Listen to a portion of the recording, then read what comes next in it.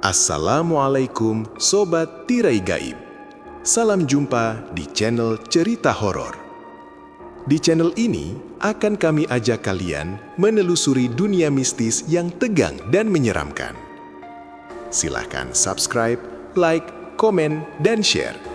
Serta nyalakan tombol notifikasinya supaya kalian tidak ketinggalan cerita terbaru dari channel kami.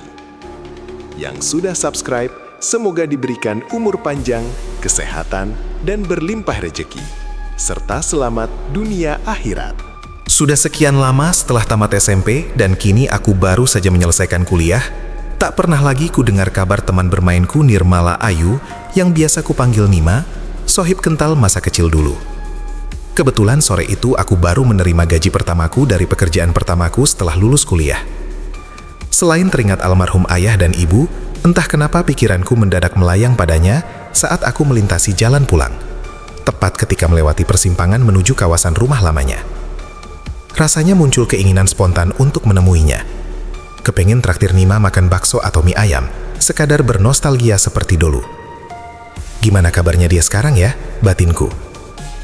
Sebelum sampai simpang menuju rumahku di Dusun Sumber Angin, ku lewati pula simpang kecil Sumber Rukun, tempat rumah Nima berada. Letaknya memang agak masuk ke dalam gang, tidak langsung terlihat dari jalan utama. Aku memperlambat laju motorku, mencoba mengingat-ingat posisi rumahnya. Bertahun-tahun berlalu dan ternyata banyak yang berubah. Beberapa rumah sudah direnovasi, pagar-pagar tembok berdiri menggantikan pagar bambu, dan jalanan yang dulu berupa tanah kini sudah disemen rapi. Menjelang maghrib, aku akhirnya menghentikan motorku tepat di depan pagar teras rumah yang kuingat sebagai rumah Nima. Namun aku agak bingung. Pohon jambu air besar yang dulu tumbuh rimbun di sisi kiri rumah, yang sering kami panjati diam-diam, kini sudah tak ada. Hilang entah sejak kapan. Rumah itu tampak lebih tua dari ingatanku. Catnya kusam dan suasananya sepi. Hari hampir gelap. Kebetulan pintu teras depan rumah itu terbuka. Aku pun dengan cukup percaya diri mengeraskan suara, mengucap salam sambil memanggil-manggil penghuninya. Assalamualaikum, Bu, Nima? Tak ada jawaban. Senyap. Sunyi yang aneh. Setelah berdiri cukup lama, aku mulai menyadari ada sesuatu yang janggal. Beberapa orang yang melintas di depan rumah itu memandangku dengan cara yang tidak wajar. Dua orang ibu-ibu bahkan tampak sengaja mondar-mandir, jelas memperhatikanku. Wajah mereka tegang, sorot mata mereka aneh. Roman wajah mereka seperti salah tingkah. Aku melempar senyum sopan, tapi mereka tidak membalas. Diam, tegang. Tatapan mereka seolah ingin menyampaikan sesuatu, tapi tak berani. Ah, entahlah, pikirku. Hampir saja aku memutuskan untuk pulang karena mengira tidak ada orang di rumah itu, gelap dan sunyi. Namun tiba-tiba muncul seorang perempuan tua dari dalam rumah. Siapa? Tanyanya ketus, tanpa menjawab salamku. Laras, Bu, Ibu ingat saya nggak? Jawabku lembut. Namaku Laraswati, dulu sering dipanggil Laras. Perempuan itu menatapku lama, terlalu lama, lalu mengangguk kecil. Oh, Laras, temannya Nima. Iya, Bu. Tanpa mempersilahkan secara jelas, aku melangkah masuk. Aku mengenali wajah itu. Bu Marni, Ibu Nima. Dulu ia dikenal ramah, aktif di kegiatan PKK, selalu rapi, wangi, dan pintar berbicara. Kini, semuanya terasa berbeda. Aku duduk di kursi ruang tamu. Sunyi, sepi. Sepertinya Bu Marni hanya sendirian di rumah. Nima mana, Bu? Tanyaku. Bu Marni duduk di sampingku, namun tidak menatapku. Pandangannya kosong, seperti menembus dinding. Lama dia diam. Nima di Palangkaraya, sudah menikah, tinggal di sana. Hah? Kapan nikahnya, Bu? Kok nggak ngabarin-ngabarin? Aku terkekeh kecil, mencoba mencairkan suasana. Ibu nih. Namun Bu Marni tetap terdiam, tatapannya mengawang. Aku mulai merasa ada yang tidak beres. Perempuan yang dulu selalu rapi, kini tampak kucel. Rambutnya aut-autan, wajahnya kusam, dan bau apek samar tercium. Padahal dulu, ia sudah biasa memakai kerudung dan tampil bersih. Aku berbicara pelan-pelan, sesekali kusentuh lengannya, tapi setiap kali kusentuh, dia seperti tersentak. Ibu, kok rumahnya gelap? Udah mau maghrib begini, ucapku. Tak ada jawaban. Oh iya, Bayu mana, Bu? Tanyaku lagi, teringat adik laki-laki Nima. Sudah menikah, tinggal jauh. Oh, terus Pak? Bu Marni terdiam, lebih lama dari sebelumnya. Hatiku mulai tidak nyaman, Rambut di tengkukku meremang. Bapak sudah meninggal, ucapnya akhirnya lirih. Innalillahi wa inna ilaihi rajiun. Aku terdiam. Suasana makin berat. Rumah makin redup. Tak satu pun lampu menyala. Padahal langit di luar sudah gelap. Sabar ya Bu, hanya itu yang bisa kukatakan sambil mengelus pundaknya. Bu Marni tidak merespons, tidak bertanya balik, tidak menoleh. Seolah hidupnya sudah berhenti di titik tertentu. Aku kembali melihat keluar. Dua ibu-ibu tetangga yang tadi mondar-mandir lewat lagi. Kali ini mereka memberi isyarat jelas. Tangan mereka melambai kecil, wajah mereka panik, seakan menyuruhku segera keluar. Aku bingung, kupandangi Bu Marni. Dia tak melihat apapun di luar, matanya lurus ke depan, menembus mereka. Kupanggil namanya, kugoyang pundaknya sedikit. Ibu sendirian di rumah? Iya. Pak belum pulang? Sudah meninggal. Suara mengaji menjelang azan maghrib mulai terdengar. Suasana jadi makin ganjil. Aku berdiri. Bu, Laras pamit pulang ya? Tak ada respons. Ibu, kenapa rumahnya gelap semua? Hatiku iba. Biar Laras nyalakan lampu ya Bu. Aku berdiri mencari saklar. Begitu lampu menyala dan aku membalikan badan, Bu Marni sudah berdiri tepat di belakangku. Sangat dekat. Aku tidak mendengar langkahnya, tidak merasakan pergerakannya. Dia menatapku lurus, tak berkedip. Ih, dadaku sesak. Laras pamit ya Bu, titip salam buat Nima. Kuraih tangannya dan kucium. Tangannya kaku, dingin, seperti tidak hidup. Aku melepaskannya cepat-cepat. Assalamualaikum. Waalaikumsalam, jawabnya lirih. Begitu aku sampai di motor, pintu rumah ditutup. Klik, lampu dimatikan kendali. Azan maghrib berkumandang. Dua ibu-ibu tadi menghampiriku. Dek, jangan sering-sering ke rumah itu. Kenapa Bu? Ibu itu sudah nggak waras sejak anaknya kawin lari. Apa? Jantungku berdegup. Siapa? Nima, kawin lari. Aku tercekat. Sejak suaminya meninggal, makin parah. Kalau maghrib, sering kesurupan. Aku belum sempat mencerna ketika ibu satunya tiba-tiba menunjuk gemetar ke arah jendela rumah. Aku menoleh. Di balik kaca jendela kamar yang gelap, berdiri sesosok perempuan dengan rambut menjuntai menutupi wajah. Dari sela rambutnya, tampak senyum. Tawa melengking pecah. Hihihi, hihi. Itu Bu Marni. Namun aku tahu, yang tertawa itu bukan lagi dirinya. Dan pada saat itulah, jendela itu perlahan terbuka. Tawa itu terus menggema, melengking, patah-patah, seperti kaset rusak yang diputar terlalu lama. Hihihihi. Aku mundur selangkah. Kakiku terasa seperti bukan milikku. Ingin lari, tapi lututku gemetar hebat. Dua ibu-ibu yang tadi mengajakku bicara sudah lebih dulu lari entah kemana. Jalanan di depan rumah Bu Marni kini kosong, lengang, seolah kampung ini mendadak ditelan malam. Angin berembus dingin, lampu-lampu rumah tetangga yang tadi menyala satu persatu kini terasa jauh. Rumah Bu Marni berdiri sendiri dalam gelap, seperti lubang hitam yang menyedot cahaya di sekitarnya. Perempuan di balik jendela itu mengangkat kepalanya perlahan. Rambutnya yang menjuntai ke depan terbelah sedikit, cukup untuk memperlihatkan satu mata. Matanya terbuka lebar, putihnya mendominasi, hitamnya kecil, bergetar. Aku menelan ludah. Itu Bu Marni, bisikku tanpa suara. Namun hatiku menolak mempercayainya, karena tatapan itu bukan tatapan manusia. Mulutnya bergerak, masih tersenyum, tapi tidak sinkron dengan tawanya. Seolah ada sesuatu di dalam tubuhnya yang tertawa menggunakan mulut itu. Laras. Suara itu keluar, parau, berlapis. Bukan satu suara. Aku tersentak. Dia tahu namaku. Tanganku refleks meraih kunci motor. Jari-jariku gemetar hebat sampai beberapa kali kunci itu jatuh ke tanah. Aku membungkuk mengambilnya, dan ketika aku menoleh kembali, jendela itu sudah tertutup. Tawa berhenti. Sunyi. Terlalu sunyi. Aku berdiri terpaku beberapa detik. Napasku memburu. Jantungku berdetak keras di telinga. Aku menunggu sesuatu. Entah apa. Mungkin menunggu pintu terbuka, atau sosok itu muncul di teras. Tidak ada apa-apa. Akhirnya aku menyalakan motor dengan tergesa. Mesin meraung terlalu keras, memecah keheningan. Aku langsung tancap gas tanpa menoleh lagi. Aku tidak berani menoleh. Sepanjang jalan pulang, perasaanku kacau. Setiap bayangan di pinggir jalan terasa seperti mengintai. Setiap suara angin terdengar seperti bisikan. Sampai di rumah kontrakanku di Sumber Angin, aku langsung mengunci pintu rapat-rapat, menyalakan semua lampu. duduk di lantai ruang tamu sambil memeluk lutut. Baru saat itulah tanganku gemetar hebat. Astagfirullah. Aku beristighfar berkali-kali. Bayangan wajah Bu Marni terus muncul di benakku.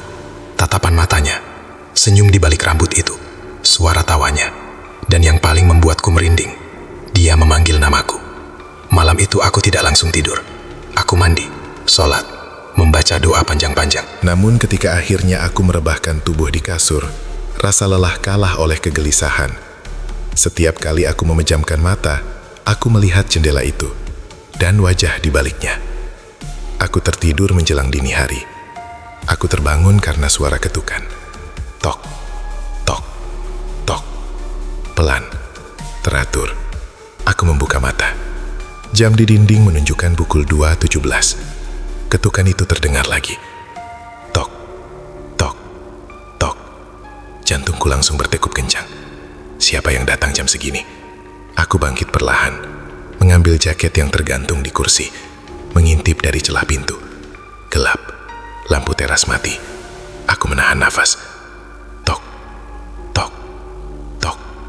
Kulihat dari lubang pintu saja, batinku. Aku menempelkan mata ke lubang kecil di pintu. Kosong, tak ada siapa-siapa. Aku menarik nafas lega. Mungkin cuma suara orang lewat, pikirku. Namun saat aku hendak menjauh, Laras. Suara itu terdengar tepat di balik pintu. Aku tersentak mundur, hampir terjatuh. Suara perempuan, pelan, serak. Aku menutup mulutku agar tidak berteriak. Buka pintunya. Suara itu seperti diseret dari tenggorokan yang kering.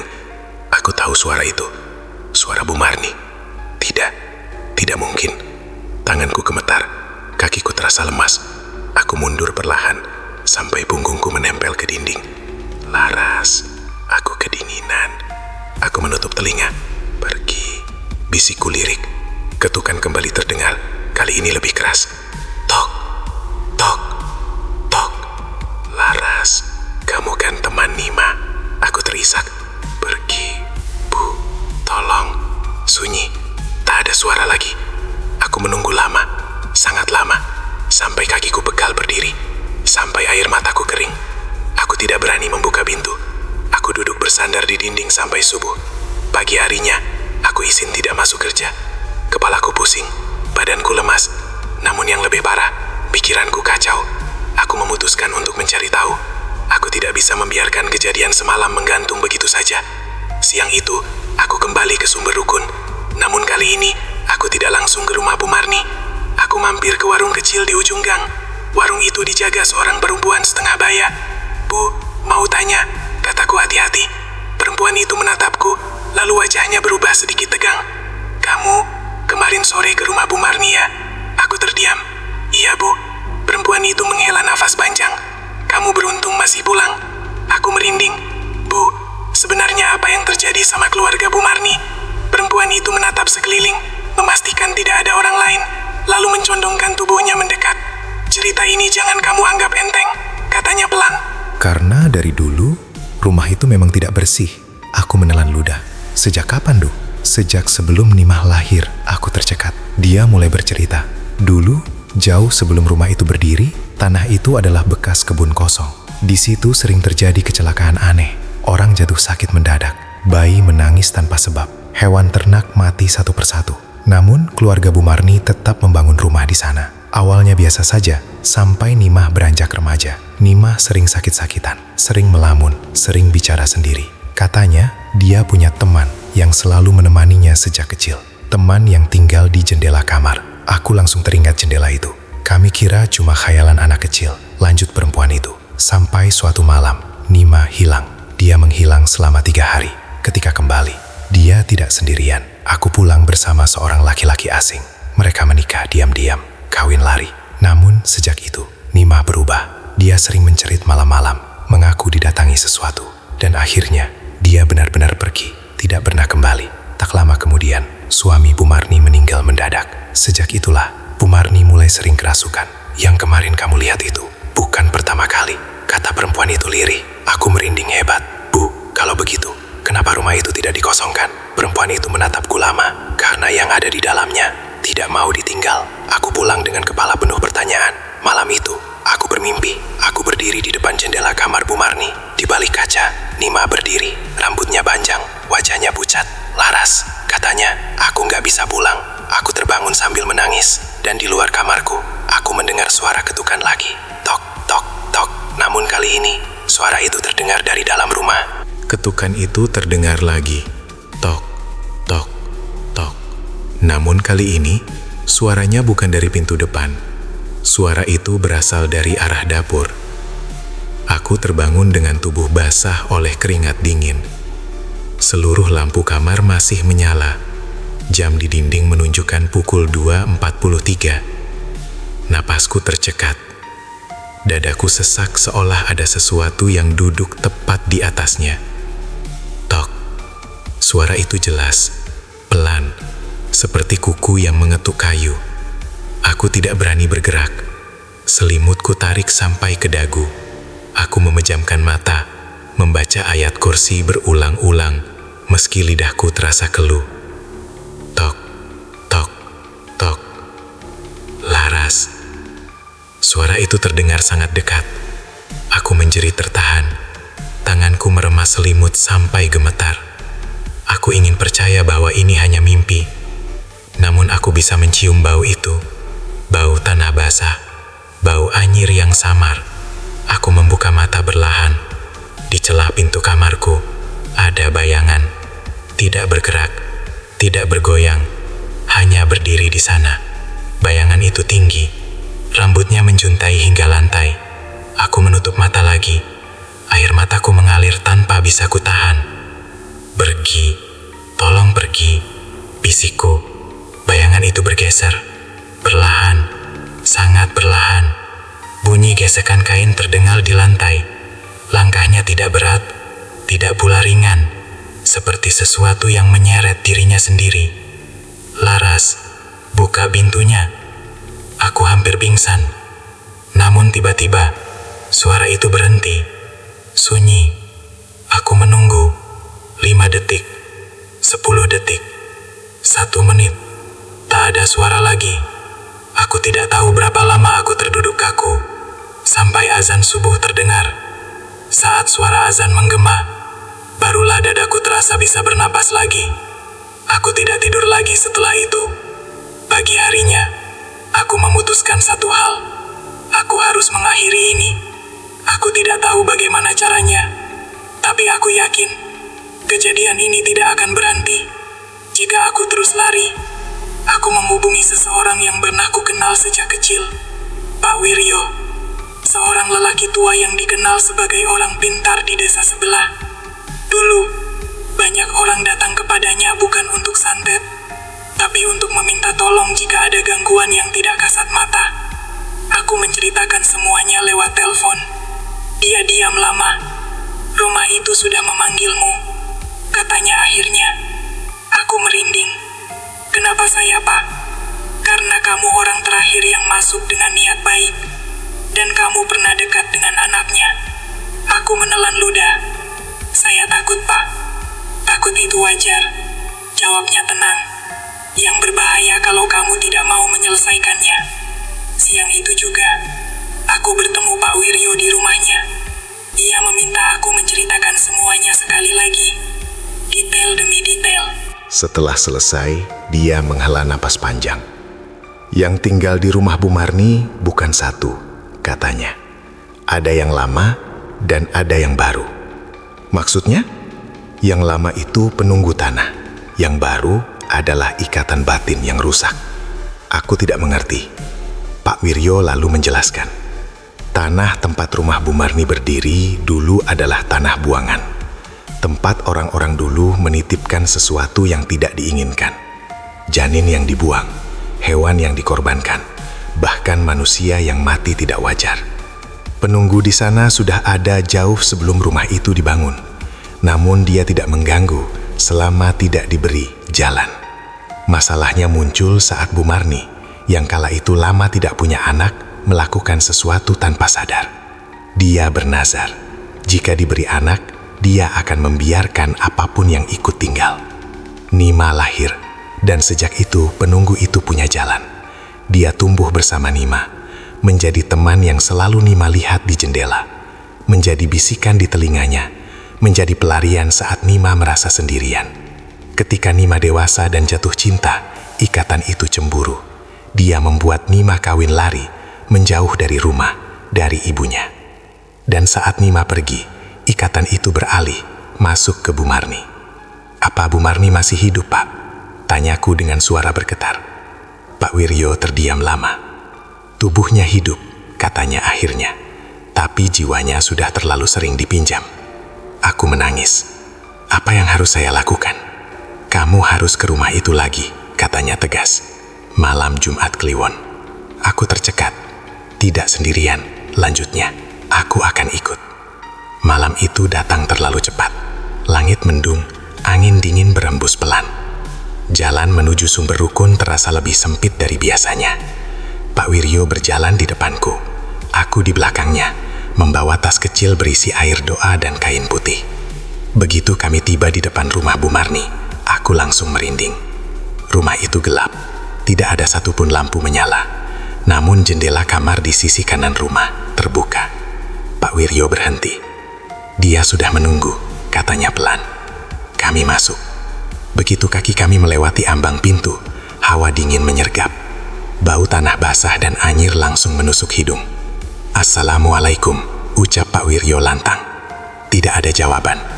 Kami melangkah masuk ke ruang tamu. Dan di sana, Bu Marni duduk di lantai, menghadap dinding. Rambutnya menjuntai menutup wajah. "Bu Marni," panggil Pak Wiryo. Perempuan itu perlahan menoleh. Wajahnya pucat, matanya cekung, bibirnya tersenyum terlalu lebar. "Dia datang lagi," katanya. "Temannya Nima." Aku gemetar. "Bu, saya Laras," kataku lirih. "Saya cuma mau bantu." Bu Marni tertawa. Tertawa yang bukan tawa manusia. "Bantu?" Suaranya berubah. Berat, dalam. "Kamu mau ambil dia juga?" Lampu di rumah itu tiba-tiba menyala sendiri.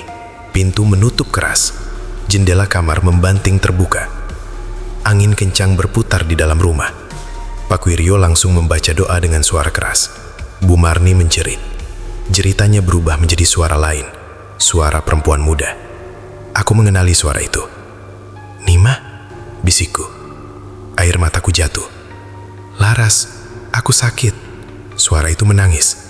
Aku gak bisa pergi. Bayangan muncul di sudut ruangan. Hitam, tinggi, membesar. Sosok itu berdiri di belakang Bu Marni. Rambutnya menjuntai.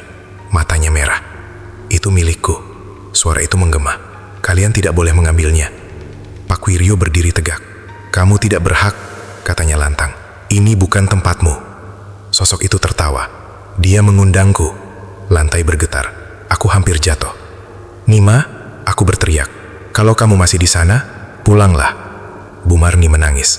Tangannya mencengkeram dadanya. "Aku capek," katanya lirih. "Aku pengen sendiri." Pak Wiryo melempar kain putih ke arah sosok itu. "Sekarang," teriaknya padaku. Aku membaca doa sekuat yang aku bisa. Sosok itu menjerit. Suara jeritan itu membuat telingaku berdengung. Kaca jendela retak. Lampu bergedip. Bayangan itu mundur. Namun sebelum menghilang, dia menoleh ke arahku. "Ini belum selesai," katanya. Lalu, sunyi. Bu Marni ambruk. Aku berlari menghampirinya. Napasnya masih ada. Pak Wiryo terduduk lemas. "Dia pergi," katanya. "Tapi tidak hancur." "Apa artinya, Pak?" "Artinya, rumah ini tidak boleh lagi dihuni." Bu Marni dibawa tinggal bersama kerabatnya di luar kota. Rumah itu dikosongkan. Beberapa bulan kemudian, rumah itu diratakan. Namun, beberapa malam tertentu, warga masih melihat lampu menyala sendiri di tanah kosong itu. Dan kadang, dari arah bekas jendela kamar, terdengar tawa pelan, patah-patah, seperti kaset rusak. Aku pindah dari daerah itu. Namun sampai hari ini, setiap malam Jumat Kliwon, aku selalu terbangun pukul 2 lewat. Dan dari kejauhan, aku seperti mendengar seseorang memanggil namaku. "Laras." Aku tidak pernah menjawab. Terima kasih Sobat Tirai Gaib. Jangan lupa subscribe, like, komen, dan share. Serta nyalakan tombol notifikasinya supaya kalian tidak ketinggalan cerita terbaru dari channel kami. Yang sudah subscribe, semoga diberikan umur panjang, kesehatan, dan berlimpah rezeki. Serta selamat dunia akhirat.